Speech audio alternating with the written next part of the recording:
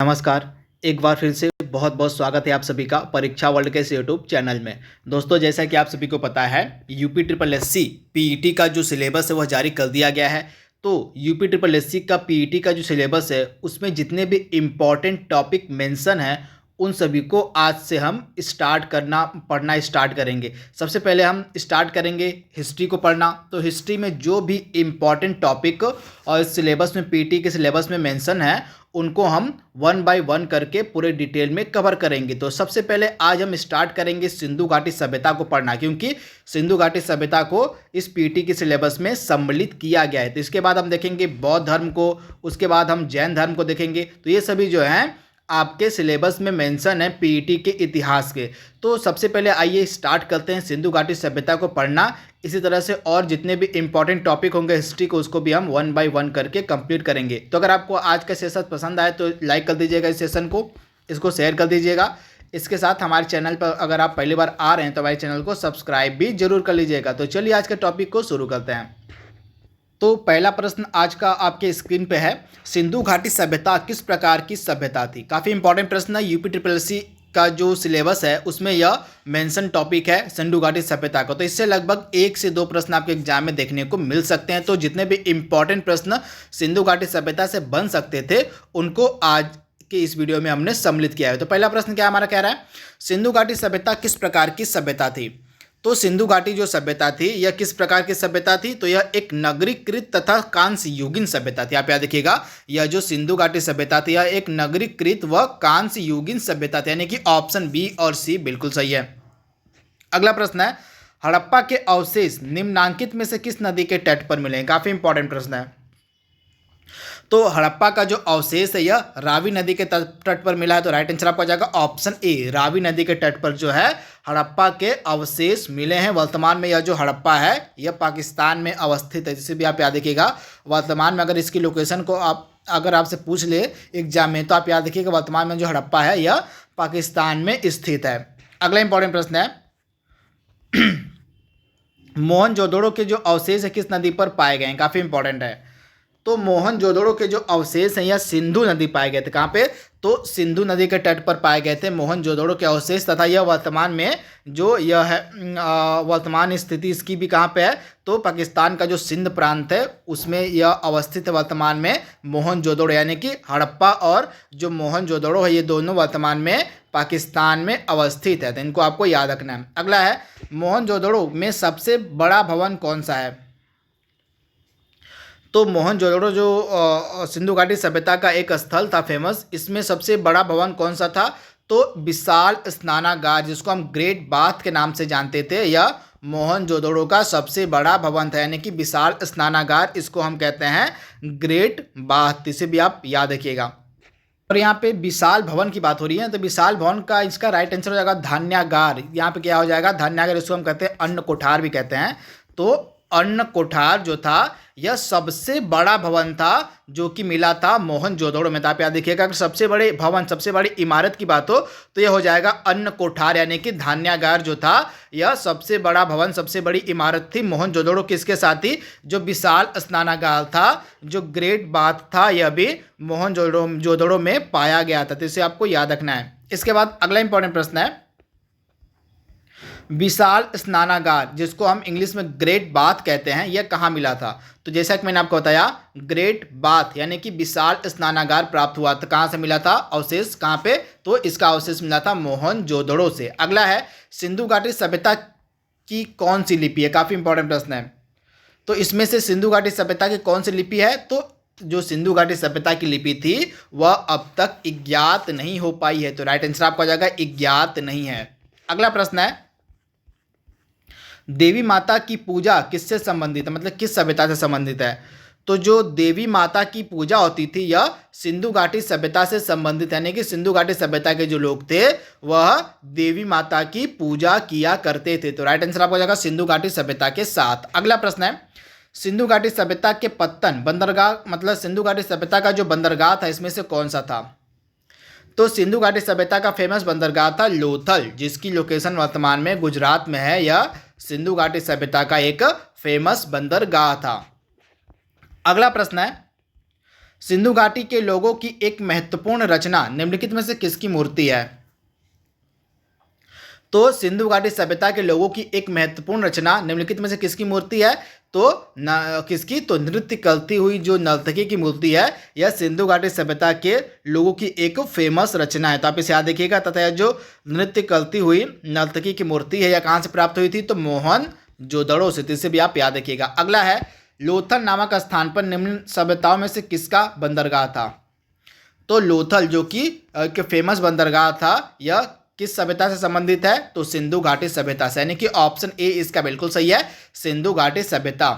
अगला प्रश्न है, मोहनजोदड़ो में सबसे बड़ी इमारत कौन सी है? तो मैंने आपको बताया था, मोहनजोदड़ो की जो सबसे बड़ी इमारत है, ग्रेट ग्रेनरी इंग्लिश में इसको कहते हैं और हिंदी में इसको हम कहते हैं अन्न कोठार, यानी कि हिंदी में अन्न कोठार और इंग्लिश में इसको हम कहते हैं ग्रेट ग्रेनरी, जो कि मोहनजोदड़ो की सबसे बड़ी इमारत थी। अगला है, सिंधु घाटी सभ्यता के में मतलब जो आर्थिक क्रियाकलाप था, जो इकोनॉमिक एक्टिविटी थी, वह किस पर निर्भर थी? सिंधु घाटी सभ्यता की जो सिंधु घाटी सभ्यता के लोग थे, वे आर्थिक क्रियाकलाप के रूप में किस पर निर्भर थे? तो कृषि पर, यानी कि एग्रीकल्चर पर, यानी कि ऑप्शन ए इसका बिल्कुल सही है, कृषि। अगला प्रश्न आपके सामने है, सिंधु घाटी सभ्यता के लोग किसकी पूजा करते थे? काफी इंपॉर्टेंट है। तो सिंधु घाटी सभ्यता के जो लोग थे, ये पशुपति की पूजा करते थे, यानी कि ऑप्शन जो इसका आपका बी है बिल्कुल सही है, पशुपति शिव की जो पूजा है सिंधु घाटी सभ्यता के लोग किया करते थे। अगला प्रश्न है, हड़प्पा टीले का जो सर्वप्रथम उल्लेख है किसके द्वारा किया गया? तो हड़प्पा टीले का जो सर्वप्रथम उल्लेख है, यह 1826 ईस्वी में, आप याद रखिएगा, 1826 ईस्वी में चार्ल्स मैसन के द्वारा किया गया था। किसके द्वारा? तो 1826 ईस्वी में चार्ल्स मैसन के द्वारा हड़प्पा टीले का सर्वप्रथम उल्लेख किया गया था, यानी कि ऑप्शन सी इसका बिल्कुल सही है, चार्ल्स मैसन। अगला प्रश्न है, मोहनजोदड़ो का उत्खनन कार्य कब हुआ? तो मोहनजोदड़ो का जो उत्खनन कार्य था, यह कब हुआ था? तो 1922 में। किसके द्वारा किया गया था? तो राखाल दास बनर्जी के द्वारा। किसके द्वारा? तो राखाल दास बनर्जी के द्वारा जो है इसकी खोज की गई थी, मोहनजोदड़ो की। से भी आप याद रखिएगा। अगला प्रश्न है, पहली बार कपास उपजाने का जो श्रेय है किस सभ्यता के लोगों को जाता है? तो सबसे पहले कपास पैदा करने का जो श्रेय है, यह सिंधु घाटी सभ्यता के लोगों को दिया जाता है, यानी कि ऑप्शन ए इसका बिल्कुल सही है, सिंधु घाटी सभ्यता। अगला प्रश्न है, सिंधु सभ्यता के लोग किस धातु से अपरिचित थे? तो सिंधु घाटी सभ्यता के जो लोग थे, वे लोहा से अपरिचित थे, यानी कि आयरन से अपरिचित थे सिंधु घाटी सभ्यता के लोग। बाकी तांबा, कांस्य और सोना से परिचित थे, यानी कि इन सभी का व्यापार भी होता था उस समय। सिंधु घाटी सभ्यता जब पनप रही थी तो उस समय इन चीज़ों का व्यापार भी होता था, सिवाय लोहा के। इसे आप ध्यान दीजिएगा। अगला है, सिंधु घाटी सभ्यता में तराजू कहाँ पाया गया? तो तराजू मिला था लोथल से। आप याद रखिएगा, लोथल जो कि वर्तमान में गुजरात में है, यहाँ पे तराजू के अवशेष पाए गए थे। अगला प्रश्न है, सिंधु घाटी सभ्यता के लोगों ने सबसे पहले कौन सी फसल उगाई थी? तो सिंधु घाटी सभ्यता के जो लोग थे, इन्होंने सबसे पहले कौन सी फसल उगाई थी? तो कपास, यानी कि ऑप्शन सी इसका बिल्कुल सही है। सिंधु घाटी सभ्यता के जो लोग थे, इन्होंने सबसे पहले कपास की फसल उगाई थी। अगला प्रश्न है, मृतकों का टीला किसे कहा जाता है? तो मृतकों का टीला हम कहते हैं मोहनजोदड़ो को, तथा मोहनजोदड़ो से जो है ग्रेट बाथ यानी कि विशाल स्नानागार के अवशेष मिले हैं और अन्न कोठार के अवशेष मिले हैं मोहनजोदड़ो से। इसके साथ ही मोहनजोदड़ो से ही एक नृत्य करती हुई नर्तकी की मूर्ति भी प्राप्त हुई थी। अगला प्रश्न है, हड़प्पा सभ्यता का कुल क्षेत्रफल कितना है? तो हड़प्पा सभ्यता का कुल क्षेत्रफल कितना है? तो अब मान लीजिए 13 लाख वर्ग किलोमीटर जो है टोटल क्षेत्रफल है हड़प्पा सभ्यता का। अगला है प्रश्न, और जो कालीबंगा है सिंधु घाटी सभ्यता का एक स्थल कालीबंगा है, यह किस राज्य में स्थित है? तो कालीबंगा आपको किस राज्य में मिलेगा? तो राजस्थान में, यानी कि ऑप्शन सी इसका बिल्कुल सही है, राजस्थान में अवस्थित है कालीबंगा। ऑप्शन सी इसका बिल्कुल सही है। अगला प्रश्न आपके सामने है, सिंधु घाटी सभ्यता किस जानवर को, मतलब सिंधु घाटी सभ्यता में जो है किस जानवर को नहीं पाला गया था? मतलब सिंधु घाटी सभ्यता के जो लोग थे वे किस जानवर को नहीं पालते थे? तो गाय, भैंस, बकरी को तो पालते थे, परंतु घोड़ा को नहीं पालते थे सिंधु घाटी सभ्यता के लोग। तो आप इसे याद रखिएगा। अगला है, सिंधु घाटी सभ्यता का एकमात्र नगर जहाँ दुर्ग, मध्यम नगर और निचला नगर के अवशेष, मतलब वह सिंधु घाटी सभ्यता का वह कौन सा एकमात्र नगर था जो दुर्ग, मध्यम नगर और निचला नगर में विभाजित था। तो एकमात्र नगर था, इसका क्या नाम था? धौलावीरा। तो आप याद रखिएगा, सिंधु घाटी सभ्यता का एकमात्र नगर था धौलावीरा, जो कि दुर्ग, मध्यम नगर और निचला नगर में विभाजित था। तो आपको याद रखना है, काफ़ी इंपॉर्टेंट प्रश्न है। तथा यह जो धौलावीरा है यह किस राज्य में वर्तमान में है? तो गुजरात में स्थित है धौलावीरा। अगला प्रश्न आपके सामने है, हड़प्पा सभ्यता किस युग की सभ्यता थी? तो मैंने आपको बताया था जो हड़प्पा सभ्यता थी यह कांस्य युगीन सभ्यता थी, यानी कि ऑप्शन ए इसका बिल्कुल सही है। अगला है, हड़प्पा सभ्यता के निवासी कैसे थे, किस प्रकार के थे? तो हड़प्पा सभ्यता के निवासी थे किस प्रकार के? तो नगरीय निवासी थे, यानी कि शहरी थे। यानी कि जो हड़प्पा सभ्यता थी यह नगरीकृत सभ्यता थी। अगला प्रश्न है, निम्नलिखित में से किस पदार्थ का जो उपयोग है हड़प्पा सभ्यता काल की मुद्राओं के निर्माण में मुख्य रूप से किया गया था? तो इसमें से कौन सी धातु का जो इस्तेमाल था जो मुद्राओं के निर्माण में किया गया था? तो कांस्य धातु, यानी कि कांसा का जो उपयोग था यह मुद्राओं के निर्माण में किया गया था सिंधु घाटी सभ्यता के समय। तो आप इसे याद रखिएगा। अगला प्रश्न है, हड़प्पा कालीन मोहरें किससे बनती थी? तो सेल खड़ी से जो है हड़प्पा काल की मोहरें बनाई जाती थी। ऑप्शन ए इसका बिल्कुल से सेल खड़ी के द्वारा। अगला प्रश्न आपके सामने है, हड़प्पा के निवासी किस खेल में रुचि रखते थे? तो हड़प्पा के जो निवासी थे यह किस खेल में रुचि रखते थे? तो इनका खेल था शतरंज, यानी कि ऑप्शन डी इसका बिल्कुल सही है, शतरंज। अगला प्रश्न है, सिंधु घाटी सभ्यता के घर किससे बनाए जाते थे?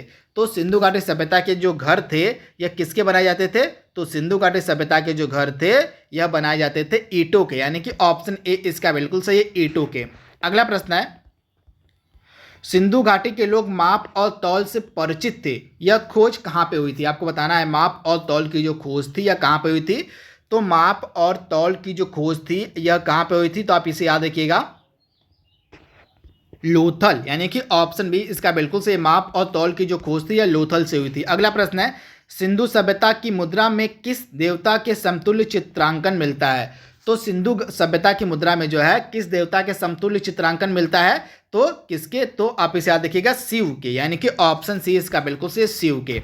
अगला प्रश्न है, किस पशु के अवशेष सिंधु घाटी सभ्यता से प्राप्त नहीं हुए हैं? तो मैंने आपको बताया था शेर, शेर के जो अवशेष हैं यह सिंधु घाटी सभ्यता से प्राप्त नहीं हुए हैं। तो आप इसे याद रखिएगा। अगला प्रश्न है, सिंधु घाटी के लोग किसमें विश्वास करते थे?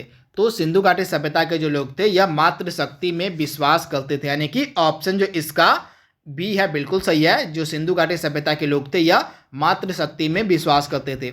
अगला प्रश्न है, हड़प्पा सभ्यता के किस नगर को सिंध का बाग कहा जाता था? तो हड़प्पा का वह कौन सा नगर था जिसको हम सिंध का बाग के नाम से जानते थे? तो सिंध का बाग कहा जाता था किसको? तो मोहनजोदड़ो को। आप इसे याद रखिएगा, मोहनजोदड़ो को जो है सिंध का बाग कहा जाता था। तो आप इसे याद रखिएगा, ऑप्शन ए इसका बिल्कुल सही है। अगला प्रश्न है, एक कांस्य निर्मित नर्तकी की जो मूर्ति है यह किस स्थान से प्राप्त हुई है? तो एक कांस्य निर्मित नर्तकी की जो मूर्ति है यह प्राप्त हुई है मोहनजोदड़ो से, यानी कि ऑप्शन ए इसका बिल्कुल सही, मोहनजोदड़ो। अगला प्रश्न आपके सामने है, राखीगढ़ी भारत के किस राज्य में है? तो राखीगढ़ी जो है यह भारत के किस राज्य में आपको मिलेगा? तो राखीगढ़ी हरियाणा, यानी कि ऑप्शन बी इसका बिल्कुल सही है, हरियाणा में। अगला प्रश्न है, सिंधु घाटी सभ्यता का सबसे बड़ा स्थल कौन सा है? तो सिंधु घाटी सभ्यता का सबसे बड़ा स्थल है मोहनजोदड़ो, यानी कि ऑप्शन सी इसका बिल्कुल सही है, मोहनजोदड़ो। अगला प्रश्न है, सिंधु घाटी सभ्यता का जो सबसे छोटा स्थल है वह कौन सा है? काफी इंपॉर्टेंट प्रश्न है। तो सिंधु घाटी सभ्यता का जो सबसे छोटा स्थल था वह था अल्लाहदीनो। क्या था? अल्लाहदीनो जो था यह सिंधु घाटी सभ्यता का सबसे छोटा स्थल था।